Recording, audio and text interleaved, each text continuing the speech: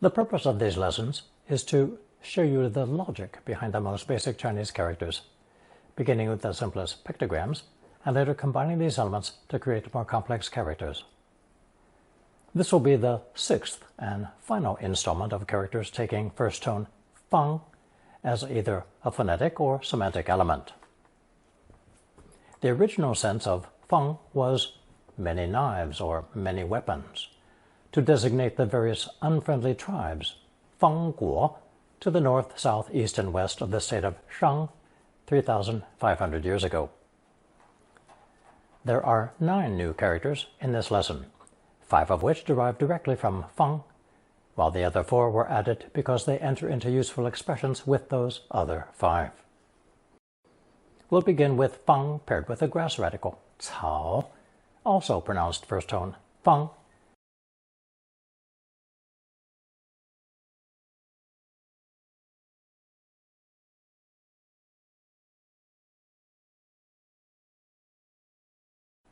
The addition of the grass radical, cao, is a reference to the fragrant smell of various grasses and plants diffusing in every direction, that is, north, south, east, and west, as in sifang. As we've seen many times before, modern Chinese has a preference for phrases composed of 2 characters with similar meanings to avoid ambiguity and to create various distinctions. So, one common phrase for fragrance is 芳香. 在田里闻得到泥土的芳香. The fields smell of fragrant earth. 品性之于人，有如芳香之于花. Character to a person is like fragrance to a flower. 山坡上都是芳香袭人的野花. The hillside was engulfed in the fragrance of wildflowers. 袭人 means to assail or spring at you, describing a fragrance completely overwhelming you. 秋天开的花，芳香令人赏心悦目. Autumn flowers offer a fragrance that delights the senses. Notice the idiom 赏心悦目 from lesson 78. Meaning to find the scenery pleasing to both the eye and the mind. Perfumes and pleasant fragrances are often associated with young ladies, and that association is true in China as well. For this reason, Fang is often attached to certain characters referring to a young lady's name, age, and of course, her delicate heart. The result may sound a bit over the top in modern society, but these phrases are sometimes still used, possibly for an old-fashioned or humorous effect. 请问芳名? May I ask your name? This can only be asked of a young lady, and even then is either very formal or for humorous effect. 他千方百计地想得到女朋友的芳心. He tried every trick in the book to win his girlfriend's affection. Notice the idiom 千方百计, literally 1,000 ways and 100 schemes, meaning to use all one's ingenuity to get what one wants, which first appeared in lesson 122. 你一事无成，要如何让他芳心大动呢? How can you, a guy with no accomplishments to his name, possibly win her affections? Notice the idiom 一事无成, literally not to have accomplished one thing. The other expression, 芳心大动, is not a traditional idiom, but rather a common phrase meaning to stir a young lady's heart. 光看外表，那位抿嘴的芳龄不易分辨. Judging by appearance alone, it's hard to guess that TV commentator's age. 一名芳龄28的女子被你的外表打动了. A 28-year-old lady was charmed by your good looks. Notice that the character 岁 is unnecessary after 28 because of the previous character 零. Besides referring to young ladies, in a different context, 芳名 becomes a fine reputation, regardless of gender. In this next fixed idiom, 流芳百世, 芳 by itself is a reference to a person's excellent reputation, the fragrance of which will pass down through 100 generations. This idiom may also be rendered as 万世流芳.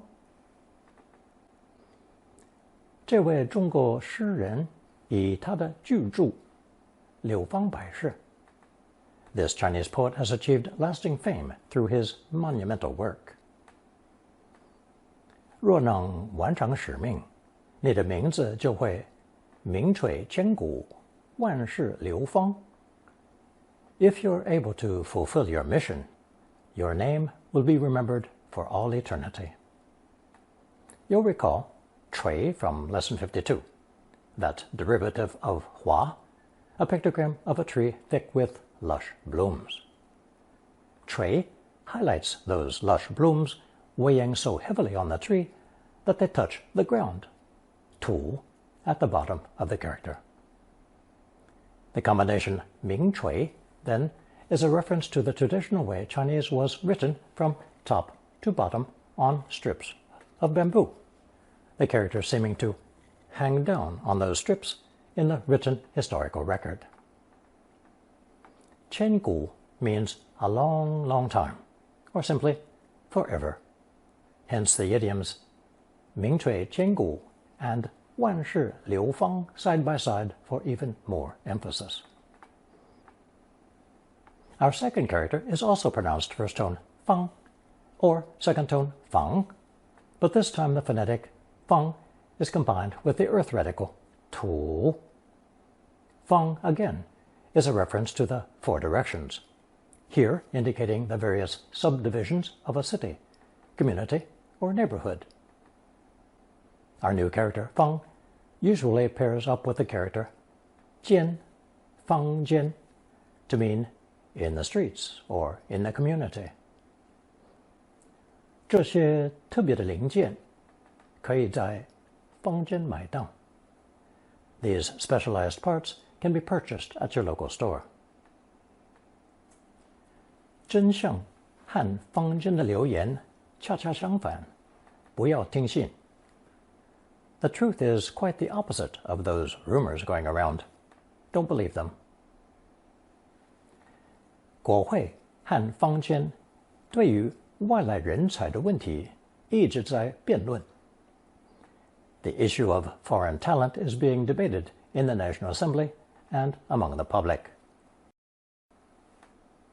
他芳龄28，坊间素有才女之名，外表也是亭亭玉立. At the tender age of 16, she had long been known for her talent and graceful, elegant appearance. 28 in Chinese is 16, not 28, and is derived from the multiplication tables memorized by all schoolchildren as 28 16 in Mandarin. It's commonly used in literature to describe a 16-year-old girl as a sort of poetic, indirect method of expression, somewhat like English Sweet 16. There are only a few other number combinations like this. 素, you'll recall, actually means undyed silk in its earliest raw state, the beginning of its processing into beautiful silk cloth. 素有, then, means to exist for a long time, that is, from the earliest beginning time up to now.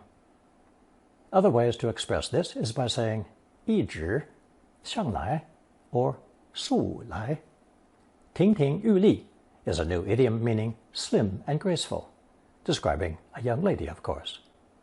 Today's third character, containing the phonetic and semantic element 芳, combines it with the person radical 人 to create third tone 仿, meaning similar or alike.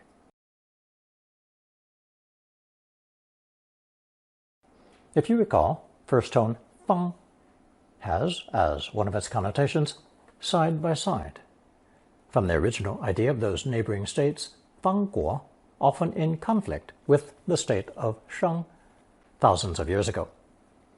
With that connotation in mind, you can understand how 仿 refers to a person, 人, looking at two things placed side by side, 方 for comparison, hence the meaning of similar or alike. As a verb, then, third tone 仿 would mean to imitate or make a copy of the original object beside it. For example, one can purchase furniture, automobiles, or other items modeled on an antique style, described as 仿古. 仿古新车的成本高不高? Are replicas of antique cars expensive to produce? 这些画几乎都是现代仿古的. These are almost all modern reproductions of much older paintings. 仿制 also translates as to make a copy or imitation of something else. Depending on context, 仿制品 could be illegal counterfeits or legal knockoffs. Knockoffs imitating the style but using cheaper materials and changing the logo. 仿制的货品不能跟真品相比. Counterfeit goods cannot compare to the genuine article. 警方在歹徒家中找到了2支仿制手枪. Police found 2 fake handguns in the criminal's home. 这些宝石全都是仿制的，你看不出差别吧? These gems are all fakes. You can't tell the difference, can you?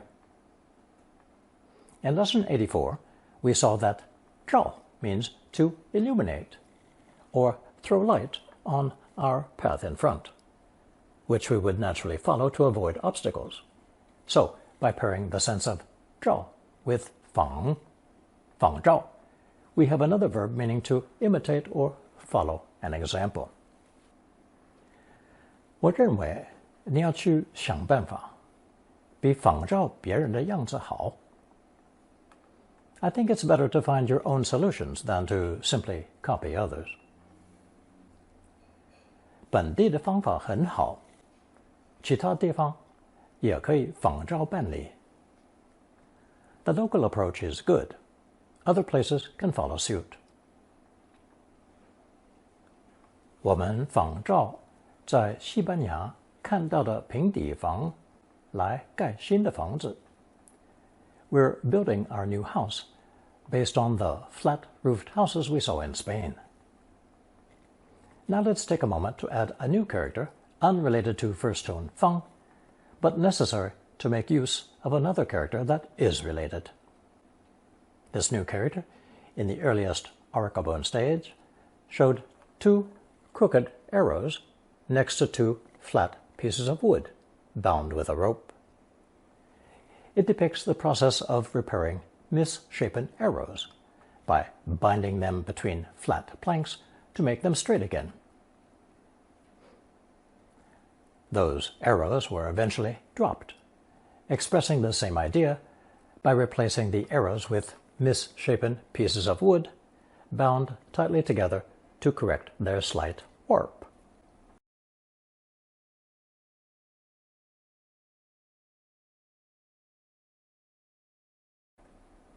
This character is pronounced second tone, 扶, and naturally meant to correct or to straighten. At the same time, 扶 also meant that anything in need of straightening was clearly misshapen, or in other words, it was incorrect or not exact. This extended sense gave rise to the use of 扶 as a negative in Chinese, as in this short phrase from classical usage. 急逐弗失, meaning pursue swiftly, do not lose. That is, swiftly pursue the enemy and don't let them get away. Notice how classical Chinese is very concise, using single characters, 急, 逐, and 失, while modern colloquial Chinese prefers to double them up, 急速, 追逐, and 失去, because of the high number of homonyms. Pronouns such as them are often understood from the context and considered unnecessary. Unfortunately for the character 福, there was a naming taboo in Chinese that forbade the use of any character appearing in the names of the monarch.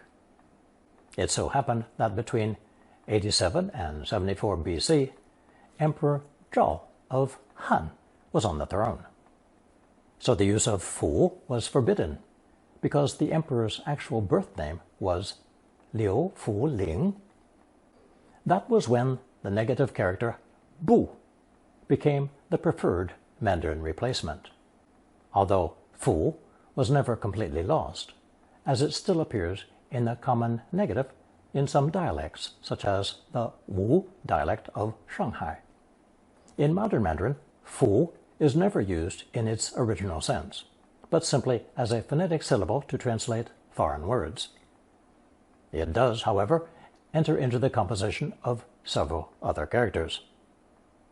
For example, Fu with the person radical is our next character, pronounced second tone fo, and is used almost exclusively for transliterating foreign words, especially well-established place names. Fu minus the person radical is considered neutral, with neither a strong positive nor a negative connotation in the modern language, and thus is preferred for academic, scientific, or formal European names. Here are two names, one of an American city, Denver, Colorado, and the other the common given name Fred, short for Frederick. 那班飞机是飞往丹佛. That plane is bound for Denver. 我的好朋友弗雷德想娶一位日本女性. My good friend Fred wants to marry a Japanese woman. More important by far, Fo is the abbreviated name of Buddha, transliterated from Sanskrit. A truer approximation of the Sanskrit can be found in the older southern Chinese dialect of Fujian and Taiwan, which is pwut. The original B sound in Old Chinese has become an F in modern Mandarin. Actually, Fo is a title rather than a proper name, applied to Siddhartha Gautama upon achieving enlightenment, signifying a person who has awakened to the true nature of reality and freed themselves from the cycle of ignorance and suffering. In Mandarin, to believe in Buddha is xin Fo. 他有些信佛的朋友拜托他不要再宰牛羊了. Some of his Buddhist friends asked him to stop slaughtering cattle and sheep. 国人都信佛，常拜拜，怎么会还有天灾呢? The people of this country are all Buddhists and pray regularly. So how can there still be natural disasters? Worshipping Buddha, Bai Fo, is for the ultimate purpose of becoming an enlightened Buddha oneself, 成佛. 我们不要只拜佛，我们要努力成佛. We should not merely worship Buddha. We must strive to become Buddhas ourselves. Buddhist doctrines, also called the Dharma by believers, are rendered as 佛法. 不要以为盖个佛寺是佛法，佛法本在我们的心中. Don't think that building a temple equates to practicing Buddhism. The true Dharma resides within our hearts. Besides a Buddhist temple, 佛寺, appearing in that last sentence, there are also terms for a Buddhist sanctuary, 佛堂, or Buddhist pagoda, 佛塔, in which you will inevitably find a statue of Buddha, 佛像. 他们家里有个小佛堂. They have a small Buddhist shrine in their home. 寺内有佛塔，是看南京全景最好的景点。The temple houses a Buddhist pagoda with the best panoramic view of Nanjing. 泰国的金佛寺里面有世界最大的佛像，金光闪闪。Inside Thailand's Golden Buddha Temple stands the world's largest Buddha statue, gleaming with golden light. Notice the new idiom, 金光闪闪, meaning glittering, glistening, or gleaming. On a negative note, there is also an expression for a person who talks compassion and kindness, but harbors an evil heart. Literally, the heart of a snake. That idiom is either 佛口蛇心 or reversed as 蛇心佛口。那个人佛口蛇心，千万不要相信他。That guy talks of love and kindness, but has a viper's heart. Never trust him. After introducing 福 with and without the person radical, we come to a much more useful expression made up of 方 and 福, each with the partial crossroads radical attached. Let's have a look at both slides. First is the third tone, 方, referring to the slow, indecisive movement of a two-headed insect or crawling creature. Due to its two heads acting independently, the insect struggles to move swiftly in a single direction. Instead, it moves left and right, apparently hesitating.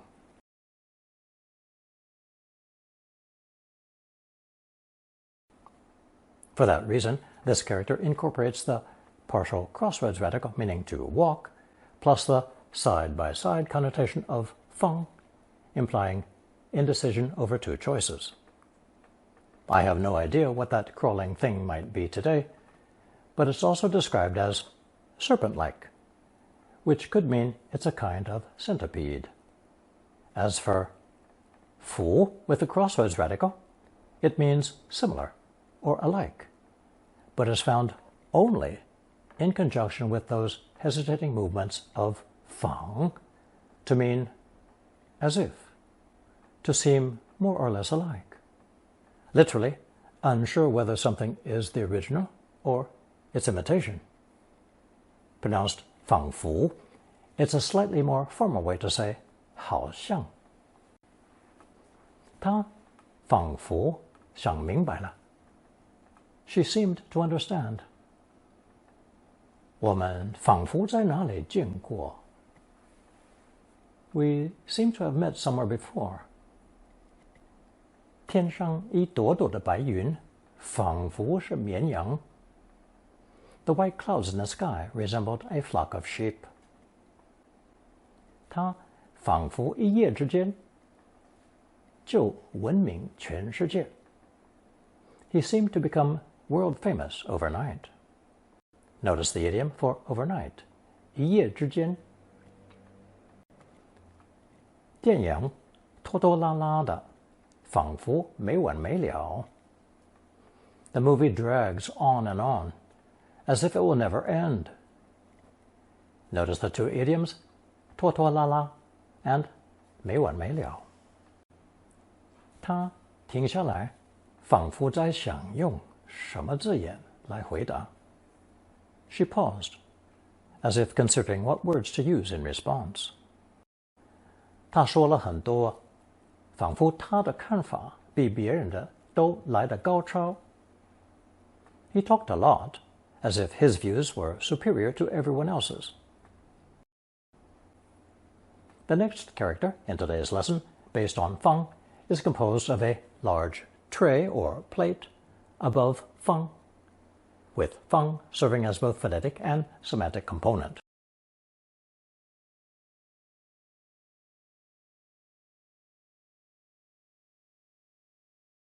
Pronounced second tone, pang. It's a pictograph showing a large communal tray for sharing food among a group. The group being fang, with its connotation of 四方, or in other words, 我方, 对方, 左方, and 右方 sitting side by side and sharing a meal. Today, 旁 simply means beside, side, or next to. 刘太太正站在车旁看着我们. Mrs. Liu was standing by the car watching us. 被车子撞到的人倒在人行道旁，不省人事. The person hit by the car lay unconscious next to the sidewalk. Notice the idiom 不省人事 meaning unconscious. 在会员名字旁的小星星代表了什么? What does the asterisk next to a member's name signify? The idiom 旁门左道, or switched around as 左道旁门, refers to heretical and unorthodox ways. Originally, unsanctioned religious sects, witchcraft, or political splinter groups. In modern Mandarin, it usually refers to illegal or underhanded methods. On a side note, left-handedness is actively discouraged in young children across many cultures, including Chinese, as in 左道. In English, we have expressions such as 2 left feet to indicate clumsiness. In French, a gauche remark is socially clumsy or inept. The Latin word sinister implies something threatening, ominous, or evil. This bias is deeply rooted, where the left hand historically represented our weaker side, while the right was aligned with strength and, of course, righteousness. 很明显，他是在走旁门左道. It's clear he's resorting to deceitful means. 这种方法只不过是旁门左道，不可取. This approach is nothing but an underhanded way of going about it, and totally unacceptable. 他着迷于那些旁门左道的迷信活动. He is obsessed with those superstitious activities that are nothing but deceptive tricks. 他的成就是辛苦努力得来的，不像别人走旁门左道. Her achievements were earned through hard work and effort, unlike other people who took shortcuts. The idiom 旁若无人, literally, as if no one was nearby, refers to doing something openly, directly in front of others, as if they didn't exist. As an adverbial phrase, it can also mean defiantly, flagrantly, brazenly, or shamelessly. 公园里一对男女旁若如人的亲嘴. A couple was kissing in the park, oblivious to everyone around them. 公车上有一位小朋友旁若无人地正看他的书. A child on the bus was engrossed in her book, completely absorbed in her own world. 那个外国人在火车上旁若无人地讲电话，令人生烦. A foreigner on the train was talking on his phone, unmindful of those around, which was annoying. To audit a course in college or at university is 旁听. It may also refer to a person who is standing nearby and listening to, or simply overhearing a conversation. 您介不介意我在这个班里旁听? Would you mind if I audited this class? 当没有人旁听的时候，小林对我说话了。Xiaolin spoke to me when no one else was listening nearby. 依规定，新闻界的人不能旁听我们开会。According to regulations, members of the press are not permitted to attend our meetings. In Lesson 32, we learned the character 急, depicting a hand seizing a fugitive, with that same pictogram later applied to the idea of reaching, attaining, extending to, or continuing onward. When paired with 旁, in the phrase 旁急, we have the notion of outward extension, affecting or including someone or something else. The phrase 波及 in Lesson 86 has a similar meaning. 这个新的规定会旁及全班的人. This new regulation will affect the entire class. 这个留言跟业主相关，还旁及很多其他的人. This rumor concerns the property owner, but also involves many other people. Not being an alphabetic language, Chinese needs a way to describe characters over the phone or to correct someone who has written a character with the same pronunciation, but different from the one intended. I've introduced some of those descriptions before, such as 草字头 to mean the grass radical, 竹字头 to indicate the bamboo radical, or 三点水 to mean the 3-drop water radical. Well, with 旁, we can now refer to radicals written on the side. Here's how the Chinese say it. 无房的房是女字旁，不是妇字旁。房 in the phrase 无房 takes the female radical 女, not the hillside radical 妇. Other examples along this line would be 心字旁、车字旁、人字旁、口字旁、木字旁、火字旁, or if the fire radical appears underneath, it's called 四点火. The top part of 家 is called 宝盖头, literally the top cover above the character 宝. And to distinguish among all the countless homonyms, another way to indicate which character is intended is by giving a phrase in which it appears, such as in the previous example, 无房的房. Any educated Chinese person would then instantly know which character you meant.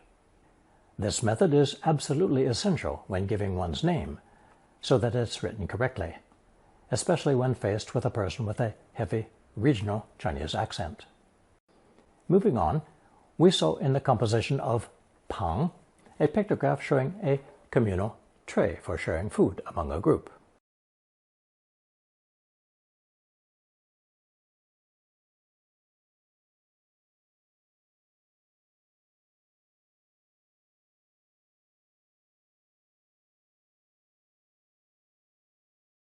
It's pronounced second tone, 反.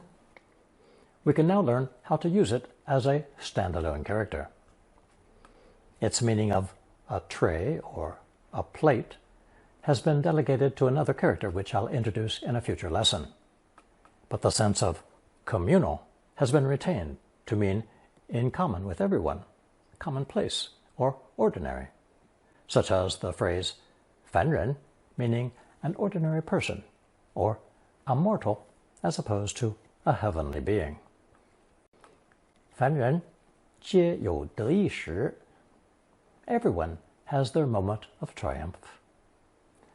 身为凡人，我们都会有过失. As mere mortals, we all make mistakes. 对于我们凡人来说，生活照样过. For us common folk, life goes on as usual. 您太累了。您只不过是个凡人，不是超人. You're too exhausted, You're only human, not a superhero. Fan, meaning commonplace or ordinary, naturally refers to us earthly creatures as opposed to divine beings, immortals, or fairies who populate countless Chinese stories. So, Fanjian is the earthly realm. Xiafan is when a divine being visits the earth. And Fanqing is a reference to a fairy falling in love with a lowly human. 仙女因思念凡情被导入凡间. Overcome with longing for human love, the fairy was banished to the mortal realm. 你这样为我们救急，仿佛是天仙下凡. Your timely aid in our hour of need is like an angel from heaven. Technically speaking, bewinged angels, 天使, are a Western religious concept, totally unrelated to the idea of 仙. But an angel from heaven is a translation that resonates better in English than a divine being from the immortal realm. Back down here on earth, the usual way to express something ordinary or commonplace is by pairing 平, meaning flat or even, with 凡, 平凡. 那天是个平凡的秋天. It was a normal autumn day. 不守时，对他而言是个很平凡的事情. Being late is a common occurrence for her. 这个家就是你的家，无论它是多么平凡. This home is your home, no matter how ordinary it might be. Naturally, the opposite of 平凡 is 不平凡, meaning extraordinary, remarkable, marvelous, or uncommon. 他有着不平凡的一生. He has a remarkable life. 你的儿子有不平凡的才华. Your son possesses uncommon talent. 这是我一生中最不平凡的一天. This has been the most extraordinary day of my life. 这位平凡的女性有不平凡的成就. This ordinary woman has achieved extraordinary things. 你可以使你的平凡的生活中不平凡. You can make your boring life anything but. By dropping the character 平 and simply saying 不凡, we have a shorter version often found in those concise, four-character expressions that the Chinese are especially fond of. 这家餐厅气派不凡. This restaurant is truly impressive. 他一讲话就出口不凡. He has a remarkable way with words. 他表现不凡，令人刮目相看. Her exceptional performance left everyone marveling at her improvement. Notice the idiom 刮目相看 from lesson 51, meaning to marvel at someone's progress. Literally, to rub one's eyes while looking at a changed person, gaining new respect for him or her as a result. Fan, or 凡世, placed in front of verbs, expands on the sense of communal, to mean generally, as in the relative pronouns wherever, whenever, whoever, or all who, everyone who, or anyone who. You'll notice that in many of the following sentences, fan or 凡世 can be dropped with no change in the meaning. 凡动刀者，必死在刀下. All who live by the sword shall perish by the sword. 凡对不上口令的人，都不可以入内. Anyone who cannot give the password is not allowed to enter. 凡是守财奴，只知道当下，不相信来世。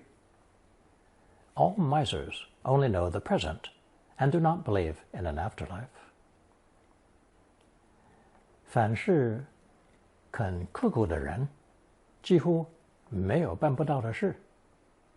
Those who are willing to work hard can achieve almost anything. 凡是跟他工作过的人都说，他认真又敬业。Everyone who has worked with her says she's diligent and dedicated. 凡是去过泰国的人都说，一定要去看金佛寺。Everyone who has been to Thailand says you must visit the Golden Buddha Temple. 凡是亲友有求于他的，他从来不曾不理会。She's never ignored a request from any of her relatives or friends.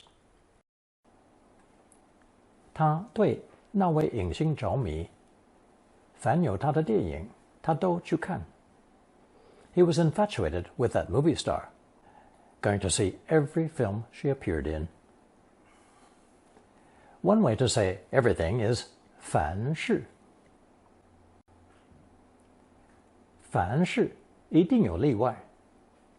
There are always exceptions to every rule. 凡事不能看表面。Never judge things by appearances alone. Or, don't judge a book by its cover. 凡事事出有因，你不可以贸然指责它。Everything happens for a reason. You shouldn't rush to blame her. Notice that the two 是 are read separately and not as a repeated noun, as in 事事如意, for example. 事出有因 is another easy-to-understand idiom meaning there's a reason for everything. 他旁若无人，认为凡事都可以我行我素。She acts as if no one else exists, thinking she can do whatever she pleases. Notice the two idioms, 旁若无人 and 我行我素, which are accurately translated in that sentence. Here is our color chart with today's 9 characters. 方仿福方旁仿福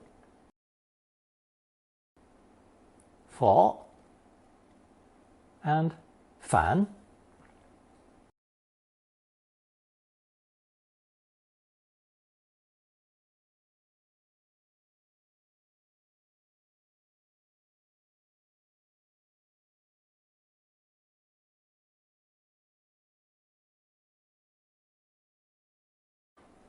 Here's a summary of today's lesson. 1. This lesson was the final installment of characters based on the Fang component. I introduced 9 characters, 5 of which contain Fang, and 4 characters often combined in phrases with those 5. Adding the grass radical, 草, produced Fang, meaning the fragrance of grasses and plants.